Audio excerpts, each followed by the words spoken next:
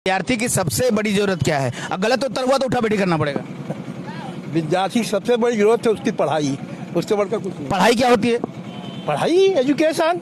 Education क्या होता है? शिक्षा। अरे शिक्षा क्या होता है? शिक्षा पढ़ना होता है और क्या होता है। इस समाज को कुछ नहीं मालूम।